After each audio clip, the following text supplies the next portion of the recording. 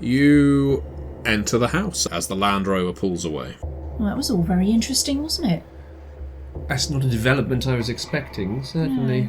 No. Let's assume that Livingston can sort it out and have a look around this place at least to get an eye for what might or might not be possible.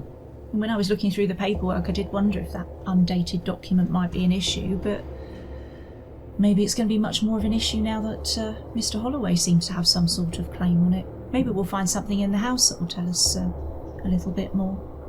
Well, perhaps. I hope I find some pictures of this aunt of mine. Be interesting to see what she looked like, wouldn't it?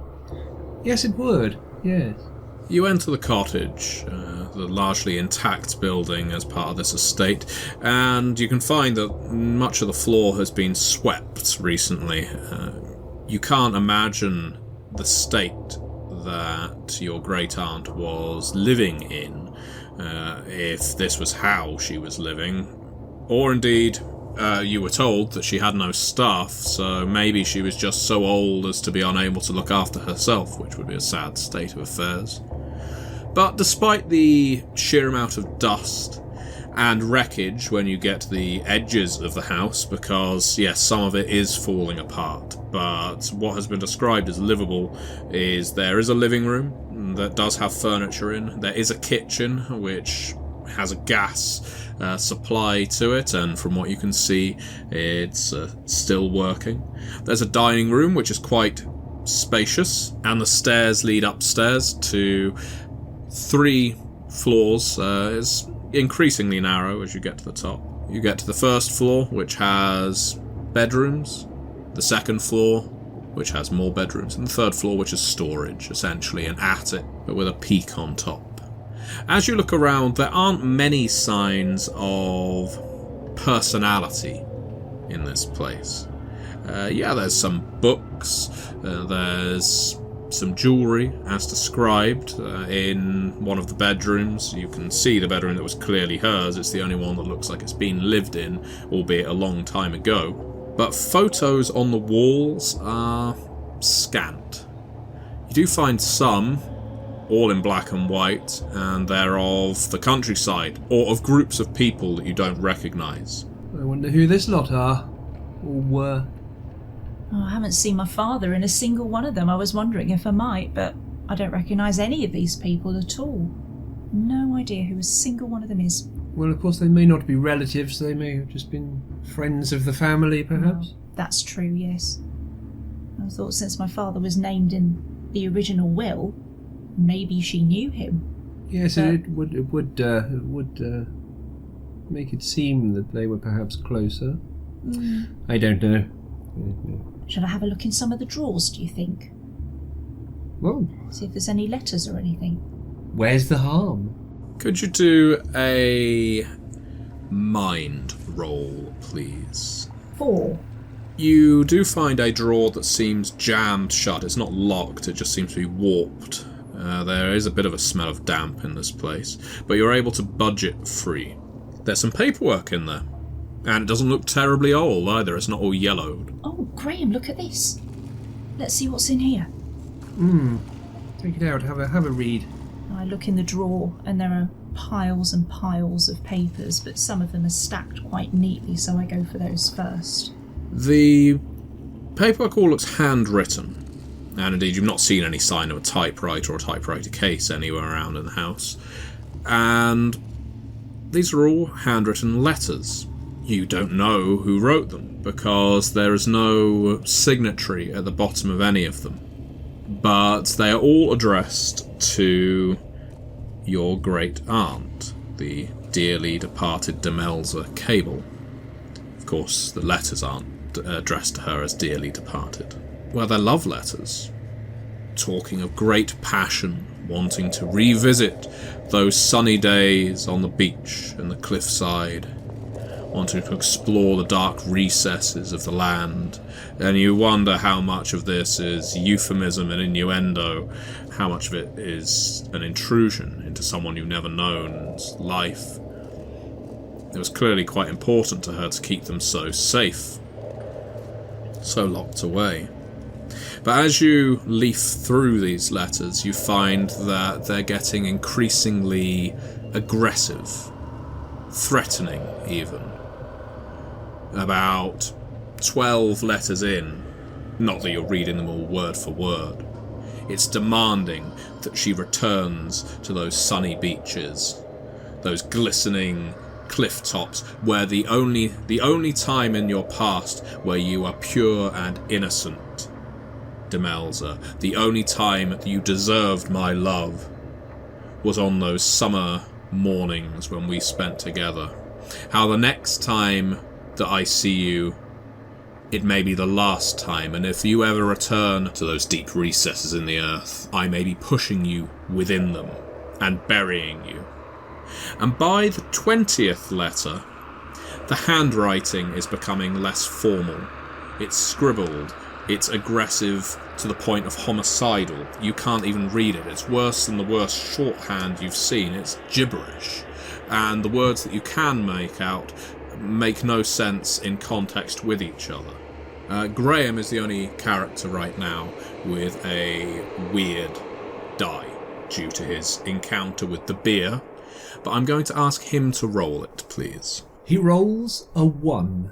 Graham, as you look over your wife's shoulder through these letters, you notice that her eyes are as if glazed over, transfixed, studying every word. And you just find yourself increasingly disturbed by these contents at a level that you've never experienced before.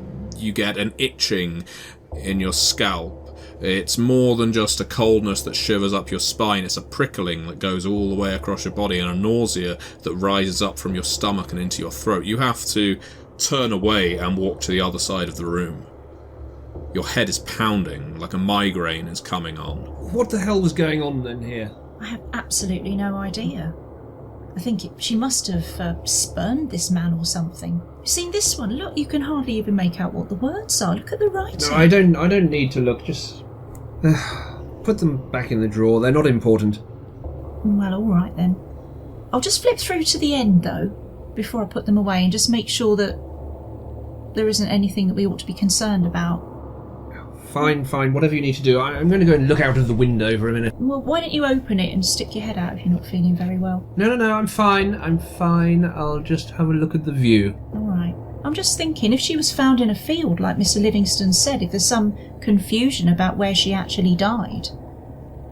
You know, it's a bit strange that we find some very aggressive letters in her bedroom, and there's some confusion about where she actually passed away. Let me just go through the last few, and then we'll go and check one of the other rooms. Fine. So I leaf through to the last 2 or 3 pages. As you get to the last 2 or 3 pages, you find the handwriting suddenly becoming stable again. But the letter is far shorter now, and it simply says, Demelza Cable, you and all of your descendants have crossed me. There is not 1 inch of your bloodline that I will not extinguish. You will all be rendered back to the earth from whence you came. Linda's heart starts pounding, and she gives a little cry and drops the letters on the floor. They kind of scatter in front of her, and she sits motionless for a second before she starts desperately scrabbling to pick them all up and fold them back as they were and put them back in the drawer. Graham, looking out of the window, is oblivious to this. And what's more, Graham, you see, as you look out across the view and barely register the shout of your wife behind you, there's a young man down by your car. Seems to be poking around it. I frown for a moment. The hell's he doing? And I run out of the room and head outside to confront him. Linda looks up. She's just about got the drawer closed again. Graham? Graham, what are you doing? What's going on? Who's outside? I'll be back in a moment. I don't know. Just give me a moment. And he runs out of the front door. Graham, as you run out of the front door, Linda, the door to the room that you're in, slams shut. Maybe caught by a breeze, maybe something else. We'll deal with Graham first. Graham, you exit the front door, make your way down the pathway through the front garden towards where the cars are parked. You can't see a young man there anymore. But he was there, clear as day, you are sure. You could even describe what he was wearing. I move over and check around my car to see whether anything looks disturbed or damaged. Looking around its exterior, you can't see that it has been. Make a mind challenge roll, please. 4. Would you like to add to that? Right, in that case I will have one from that weird pool. So I now have 2. You see that your car bonnet is popped up a fraction. I bend down and try to look through the gap without actually lifting the bonnet. You can see what looks like sticks have been jammed in under there. I look underneath the car also and through the windows. You can't see anything inside the car that's amiss. And getting down onto your front to look underneath the car and see whether anyone's tampered with anything underneath it. You can't see any cables or leads cut or dripping anything precious like brake fluid. Graham decides that he's going to leave the car for now in the state that he's found it, but he finds something nearby that he can just balance in the gap between the bonnet and the base of the car, so that when he returns later he can tell if anybody's done anything further. And then he returns to the house. While that's going on, Linda, the door slams shut. I jump and let out a little cry. And the room darkens. Just a fraction. It's like the sun goes behind a cloud, and it really affects the room that you're in. The paperwork that you just neatly stacked back into the drawer, and you've jammed the drawer shut. You hear a thump and a rattle, and that drawer bursts open again, the paperwork scattering all over the place in a worse mess than you left it originally. I scream. You scream out. Graham hears you from outside, and your eyes make contact with a photograph at the bottom of the drawer that you're sure wasn't there before. I'm going to take a second just to try to calm my heartbeat. I'm glancing around the room to see what's going on with the light, because it's definitely different. And then I'm going to reach in very carefully and lift the photograph out. Could you make a soul challenge roll, please? 3. Yeah, I will add a weird. Very good. So that becomes your weird now. And you extract the photograph from the drawer, tentatively, practically between your nails more than your fingertips. It's a black and white photograph, and you don't think it's of you.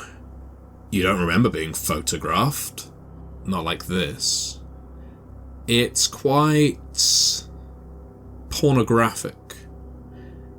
It has someone that looks very similar to you, reclining on her bed, one arm crooked and behind her head, touching her opposite shoulder. Her eyes shut, biting her lower lip, and she is masturbating in the photo. Now, as if that weren't shocking enough, there is a red X. At first it looks like it's been drawn on, but it has been indented slightly in the photo, just over her chest.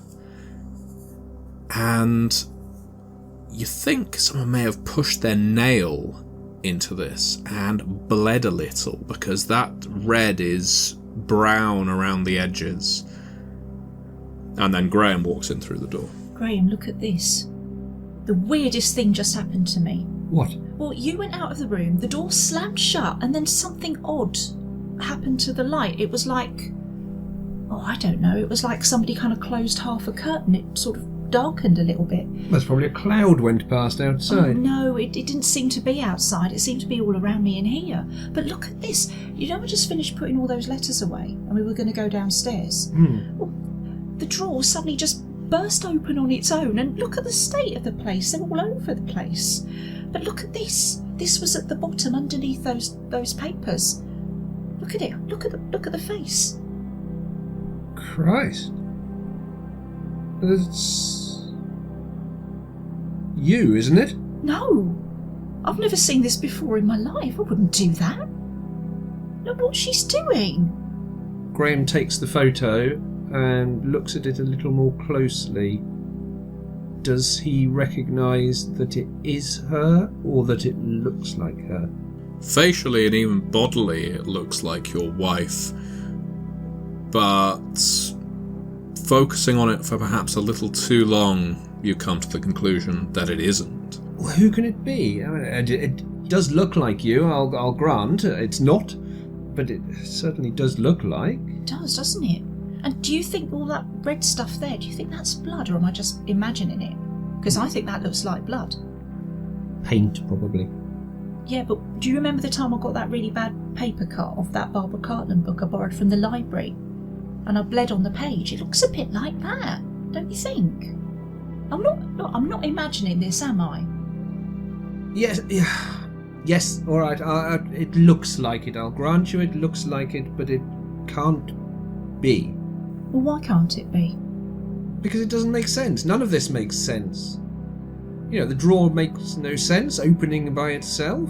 Oh, that was horrible. Scared of in daylight sounding. Door slamming makes no sense. The light makes no sense. This photograph certainly makes no sense. Everybody always used to say when I was growing up I looked quite like my dad. Do you think this is my aunt when she was younger? Can we tell how old the photograph is? Turn it over, see if there's anything on the back. He does so. It says on the back, written with a very stylised pen, for Demelza. Oh. You can recognise the handwriting as the same as that of the letter writer. Oh my goodness! Look, that's the same handwriting. So if he says for Demelza, then he's taken a photograph of Demelza and presented it to her? Oh, we're assuming that the person writing the letters is a man. What if it's not? You mean this might be a photograph of the letter writer? Maybe. But then they'd have to be related, surely, because look at the face, look at your face. Oh, I don't understand any of this, Graham. Linda gives a bit of a shiver and pulls her scarf a little bit more closely around her neck. I think we need to move on and to look around the rest of the house. Close the drawer. Do you think I should take this with me? The photograph? Well, it looks like me. I don't want people thinking it is me. I'll take it. Graham takes the photograph and puts it into his inside jacket pocket. Linda has one last sort of rummage around in the drawer to make sure that there isn't anything else that might incriminate her for things that she hasn't done. As your hand is rummaging around there, you touch the underside of the desktop and you pull your hand away. You have just pricked your finger on something sharp. Could just be a nail. You've drawn a little blood. I'll give a little cry and pull my hand back and examine what I've done. You've cut a neat line from your middle knuckle on your forefinger all the way up to the tip of your finger just by dragging your finger across something sharp. It's not so deep as you're going to need stitches, but it hurts. I'll get my bag and I've got a packet of tissues in there, I think. So I'll get one of those and wrap it around to staunch the blood. And then I'm going to have a little look to see what I actually caught it on. Because I don't remember there being anything in there when I was looking through the letters the first time. No, being a little more sensitive now to what you're touching, you find a handle and wedging it free. It wasn't in the drawer as much as it's secreted in the desktop. And looking at the structure of the desk, you could see someone might have just slid it underneath the top panel of wood You can't imagine how someone could have done that accidentally, but fair enough. You find yourself holding a letter opener. Could be an antique. The handle looks like it's carved of bone, and the blade itself, which is frankly long for a letter opener, it looks more like a sword, or it's been styled to look like one, is lined with a strip of your blood. Look at this, Graham. Just caught my finger on it. Look at that. It's kind of wedged up underneath the drawer. He takes it from Linda and examines it more closely. Seems a little large for a letter opener, doesn't it? What's it doing stuck up underneath somebody's desk drawer? I have no idea. It appeared to have bled on it, though. I'd wipe that off if I were you. He gives it back. I decline to wipe it clean because I only had one tissue and it's wrapped around my finger and I'm not moving it. Are you taking the letter opener? Linda's feeling a little bit uneasy, so she's undecided at the moment, so she's going to just lay it on the top of the desk for now. She might decide to take it before she leaves the room, it depends. Very good. As you make your way around the rest of the house, you find much the same as you did before. Again, not much to imply the personality of the person living here. It's only when you get to what was at one point, you think, a study on the second floor, one of the few rooms that hasn't been made into a long disused bedroom. There's a cupboard that you think is locked, or again jammed, just like the drawer. You can't get into it, and you don't recall from Mr. Livingston's itinerary a mention of any kind of locked doors in the place. It certainly listed a certain number of bedrooms, kitchen, dining room, etc. But yeah, no locked doors. Linda's going to go and give the door a bit of a shake to see if there's any way of getting into the lock. And then she remembers the letter opener upstairs. Do you think we could force the lock open with that knife thing we found upstairs? Possibly, I'm not sure. Hold on, let me have a look. And Graham squats down and has a look through the keyhole of the door. It's nothing but darkness in there. Well, let me just pop upstairs and get the letter opener, and maybe we can sort of ease it open. Yes, alright, it's worth a try. I can't tell whether there's anything jammed in it or not. It's too dark on the other side. Yes, go and fetch it and we'll have a go. Will you have a look around all the other, like the shelves and things, and see if there's anything useful that might tell us a bit more about Aunt Demelza? Yes, alright. Linda goes back upstairs, finds the letter opener where she left it on top of the dresser, and goes back down. It's no longer there. Oh. She has a little look around, slightly confused. Her heart is beating a little bit faster. She looks around the dresser on the floor, looks under the bed to see if it's rolled under there. But all the time that she's doing this, she knows that she didn't leave it anywhere near the end of the dresser. So even if we'd moved the floorboards by walking across them and maybe dislodged it, it couldn't have got as far as it has. The room gets darker again. And having been stung like this before, your immediate instinct is to exit. But what do you do?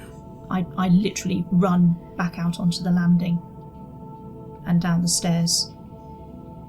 And I'll call out to Graham as I'm going. Graham? Graham, you hear her. What is it? It's gone. What's gone? It wasn't there. You know I left it on top of the dresser. The letter opener? Yes, it's not there anymore. It's disappeared. Well, it's probably fallen under the desk. Well, that's exactly what I thought, but I've looked for it and it's not there. And then while I was standing there wondering where I could look next, the light changed again, so I've just come out. Nothing else happened, but I wasn't going to stay around to see if it did. This makes no sense. Maybe I have something else I can use to open this door. Graham, we're going to do an influence roll now. I would like you to roll your pressure rating, please. I have 1-6. You can feel again that sense of nausea building, but you suppress it as from behind that closed cupboard door You are sure you hear a whispering voice, just briefly. And it's just whispering, family, family, family, family, family. And again, you feel that sense of sickness rising, but you are able to suppress it without taking any grave action. Graham clutches onto Linda for a second. Did you hear anything? No, I don't think I did. Hear what? I could have sworn I heard a voice from behind that door. A voice? Yes, a voice. What was it saying? You just kept repeating the word family. Graham, are you trying to wind me up? Hardly. I mean, why would I do that after what's already happened? I'm not convinced I want to be opening the door anymore. No, maybe we should leave it. Is there anything else that you found in here? The shelves, I think, all looked fairly standard. A couple of ornaments, a lot of dust. I didn't see anything else of interest. There's plenty of books in here, although most of them deal with the land and local area. It's by and large also a big selection of Reader's Digest novels, things that you would mail order and then get the full collections of over the course of years. So you can see a whole flurry of the works of Ian Fleming, Charles Dickens, William Shakespeare, that kind of thing in this study. Nothing terribly odd, although some books are in a language you don't understand. You can just see from the names on the spines there are words you just don't recognise. Not a single Barbara Cartland. Your aunt obviously had better taste than you, dear. There's nothing wrong with Barbara Cartland. Leave me alone. You hear a car start outside. Who's that? I'm not expecting anybody else yet, surely. Livingston can't have finished just yet. Is there a window to the outside nearby? And you would need to head to the other side of the house. Come on, let's go and have a look. All right. They head off towards the nearest window. Heading over, you find yourself in a spare bedroom. Look through a murky window with a crack down its middle, and you can see Livingston's car pulling away and driving off down the track. What on earth is he doing? Where's he going? He wasn't here in the first place. He went off in the Land Rover. Oh, I didn't hear the Land Rover drive up. Did you? No. Maybe he walked back. But surely he would have come in and said something. That's very rude. Maybe he's left a note on the car or something. Should we go down and have a look? Yes, let's go and check, but I've got an uneasy feeling about this. I've had an uneasy feeling for a little while now. I was so excited this morning. Come on, let's go. All right. As you make your way back downstairs, it's as if the house opens up to you. The bright afternoon light fills it. Clearly, from the direction the house is facing, it really benefits from around the 3:30 p.m. time of day, as everything starts to warm and feel a little more homely and comforting. You exit the building, and you are there with your car. You can just see the smoke in the distance of the direction the Beamer headed in. And no note under your windscreen wiper or anything like that. Graham just has a quick cursory inspection of the little trap that he laid under the bonnet of his car. Your trap has been sprung. You don't like the look of this, Linda. Look of what? What are you doing with the bonnet? Well, when I came down earlier to look for that chappie that was fiddling around with the car, there was nobody here when I got here, but it looked like there were some branches and things stuffed under the bonnet just there. Branches? Yes, look, just in underneath. Twigs or bits of wood of some sort. I don't know, I decided not to look too closely, but I put a little piece of wood and a stone just underneath there to let me know if anybody had revisited it while I was back inside. They're not there now. So somebody's messed with our car. Well, shouldn't we get all this stuff out? Linda leans down and sort of peers through the gap and can see some twigs and things in there. Well, yes, but I'm not sure that we shouldn't wait for Livingston and Holloway to come back first. Oh, Livingston's just been back and gone again. Or has he? What do you mean? We just heard him drive off. His We car's heard gone. his car go. I don't think that you saw him, and nor did I. Well, that's a good point, but why would anybody else take his car? Why would somebody have a large letter opener that vanishes when you look for it again? Graham, don't. You're making me shiver. I wonder if there's anything else in the house that we should have checked that we haven't. Attic? Basement? We haven't been up to the attic yet, have we? And you didn't see an entrance to a cellar, but it wouldn't be uncommon for a building like this to have one. There wasn't one listed on the itinerary.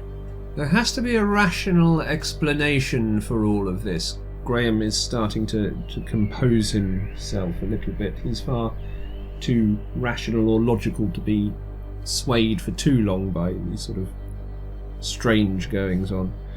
I think we should go and have a look at the rest of the house, Linda. Well, all right then. Where do you want to start this time? Oh, I know what we ought to do. Should we maybe see if there's a phone? Because then we could ring the solicitors in Plymouth and see if Mr. Livingston's going back there and just leave a message saying that we're not sure why he left before we finished our business with him. Yes, all right, we'll have a look on the way. I suggest that we go up to the top and work our way down. We haven't been to the attic yet, as you say. We'll go and have a look up there. If we see a telephone on the way, leave a message with the solicitor. I didn't notice one though, did you? I didn't, but it doesn't mean it's not there. I suppose we weren't really looking for one, were we, before? Indeed. And looking outside, you can see that there is a line that goes to the house. At the very least, it's hooked up to receive calls. But you head your way up to the attic.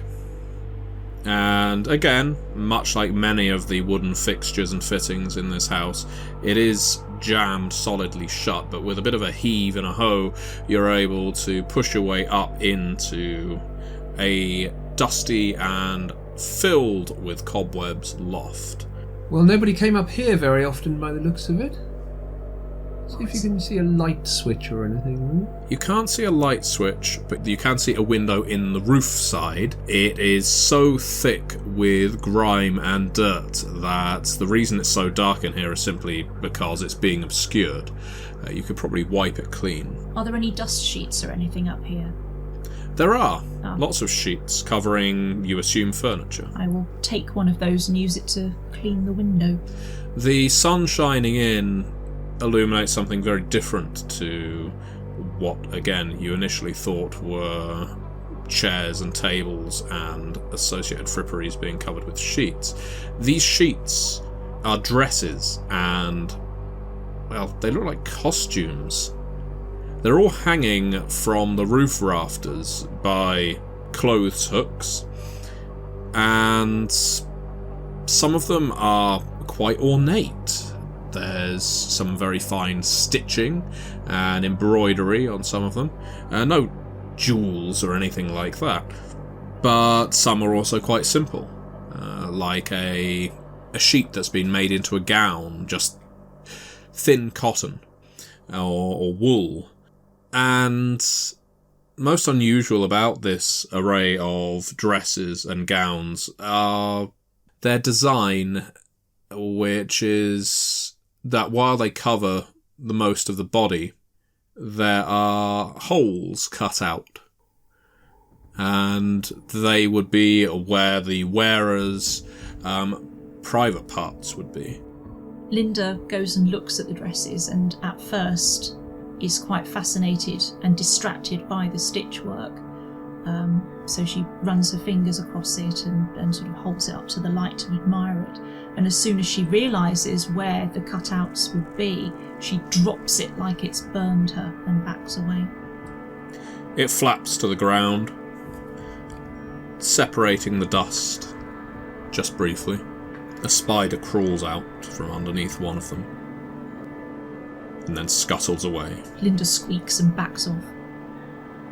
Bit of a seamstress then, your strange old aunt, was she? Yeah, but it's a bit strange. Have you seen what... There's holes in it, look. And look where they've been. Oh yes, I'd noted. Why on earth would you do that? Well, you're a grown woman, Linda. Surely you'd know? Graham! Well, who knows what goes on in these rural country villages. Yeah, it's probably like standard formal wear for them. Graham, they're not living in the Dark Ages, for goodness sake. Let's just have a look in some of these boxes and things and see if we can find anything useful. Yes, very well. Let's have a look. You dig through some of the boxes and start to finally find some signs of life, or a life that was once lived. Older photos and letters, a couple of books, even some reports from school, you think, dating back to the 1910s and 20s. The contents of the box seem to tell a tale of a young woman who was living a perfectly normal life, and you don't get the impression that, from the photos, this young woman was living in Solemn Vale. From what you can see, a woman who looks a lot like a child version of Linda was living somewhere far more industrial than that, and there's photos of her with friends, with family, a very severe looking older gentleman with a big moustache, quite typical of the Victorian and Edwardian eras. You are able to find that your relative, Demelza, was a happy child with a vivacious life, nothing that seems seedy or unseemly.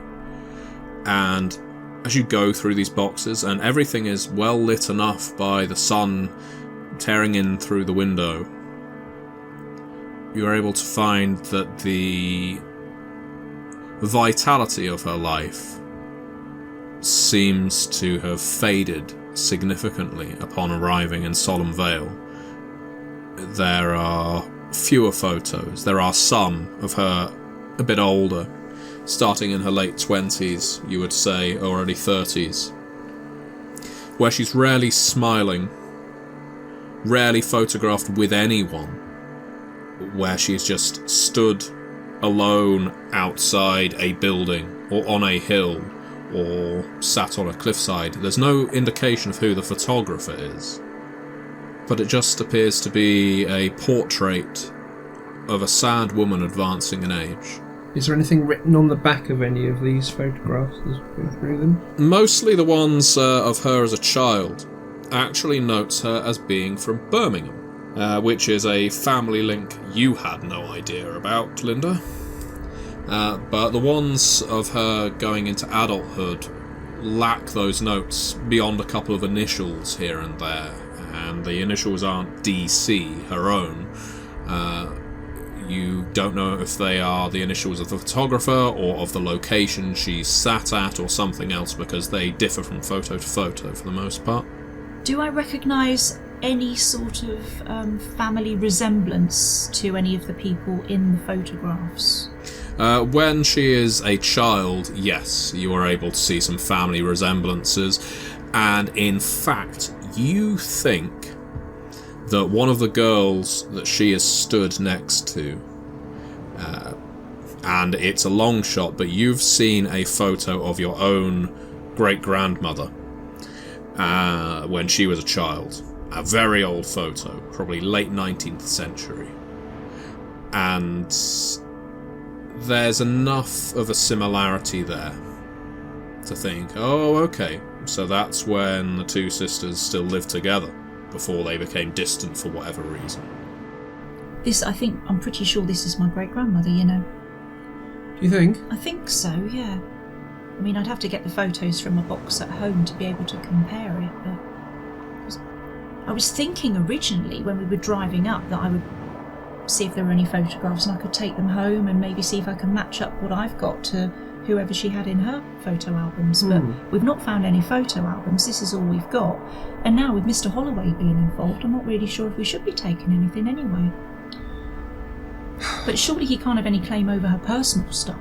That should still be mine, shouldn't it? Yes, he has a claim, he says, on the land and the estate. Well, unless he was very closely related to Demelza, then no, he has no claim on the personal effects. They would belong to your family, so if you want to take them, dear, I suggest you take them.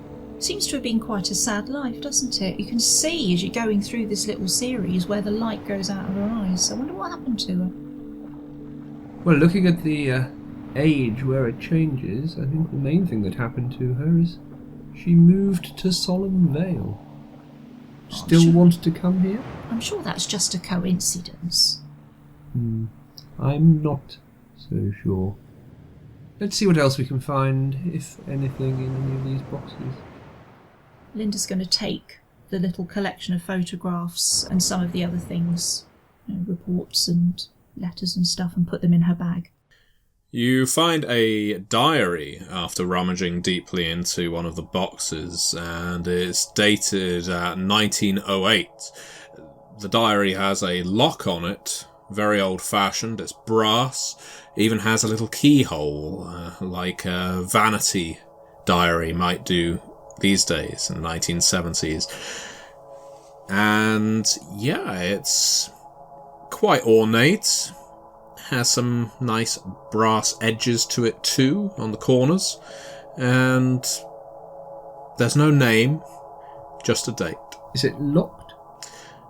Yeah, but it doesn't look like it would be terribly hard to break it open if that's your intent. It'd be quite nice to be able to read it, wouldn't it? Should we ever go at getting it open? Yes, maybe if I just pop it on the edge of this box and give it a bit of a shove. It's not unlike taking the top off a beer bottle when one hasn't got a bottle opener. Give it a bit of a dap and see what happens. Graham tries to open it in this fashion. It pings open with minimal effort. There we are.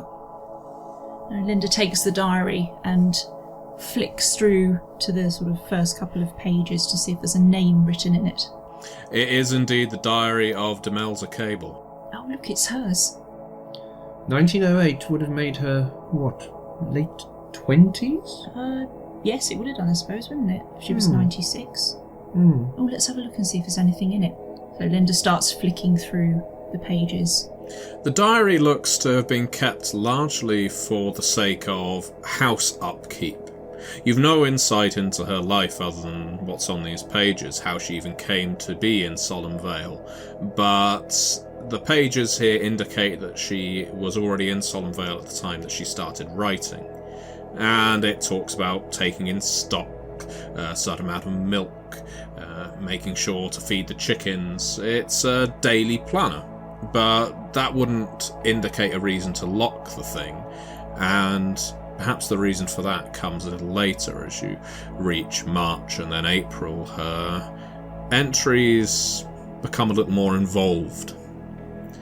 She writes about how she misses her family, how she wishes they could all be together again, and despite that, she knows that they can't, that this is my house now, this is my place, and it's my duty to keep the house.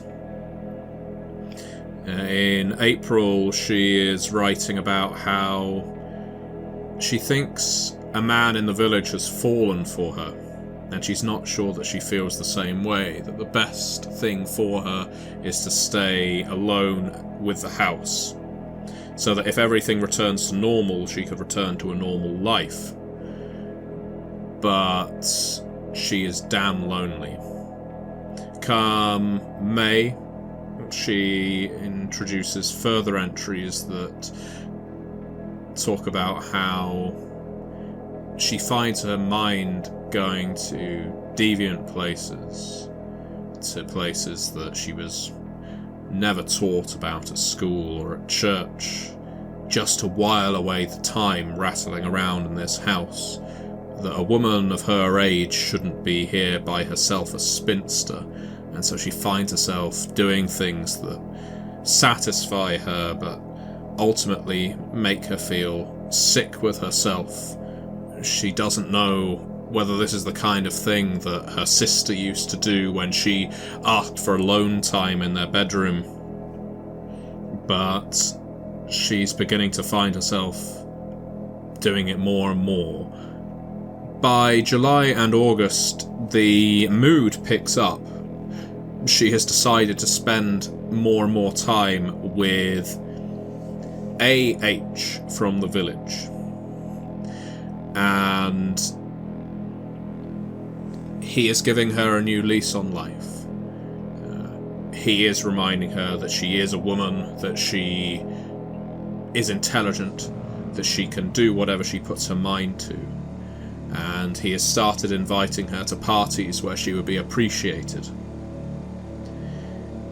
By September, that is probably the peak of her positivity in this place.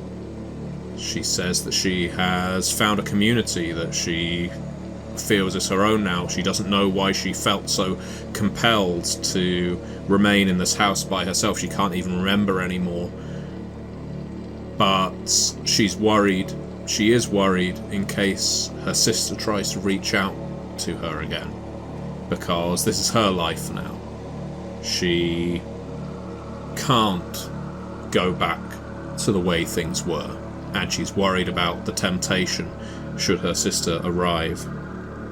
And then, just as her doubts are cemented, she is writing the following day about how extravagant and gorgeous a party it was that her and A.H. attended, that she was able to sample things that she never had before. She refers to dance, she refers to alcohol, she refers to sex. Now, by October, she reveals how her sister, Edith, arrived without announcement to give her some bad news. It doesn't detail what the bad news is, but Demelza has written that this ruins everything, that she can't go back to the way things were. There's no way she can, and there's only one sister that can get out of this.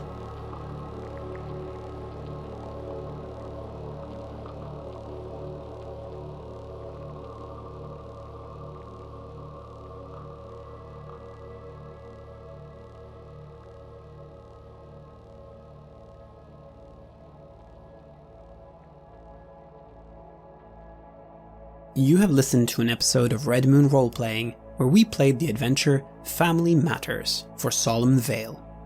Our game master was the gentleman gamer Matthew Dawkins, and the players were our dear friends Mark and Tracey Norman from the Folklore podcast. Do give their fantastic show a listen to learn more about the amazing world of folklore. Editing for this series has been done by the amazing Tom Murr. Thank you, dear friend. The music was created by Proto-U and was used with permission from Cryochamber. Check them out at cryochamber.bandcamp.com or their YouTube channel. We would like to give massive thanks to our champions of the Red Moon, Martin Heuschober, Nastasia Raulerson, Simon Cooper, and David for their generous support of the show. And we would of course like to thank all of our other patrons. Without your support, the show would not be possible. If you want to support our work, please check us out on Patreon.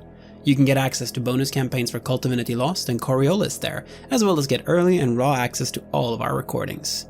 You can also hear your name read on the show as a champion of the Red Moon, as well as play Cult with us. Most importantly, that support is what keeps the show going, so do check us out there. Thank you very much for listening, and see you soon again.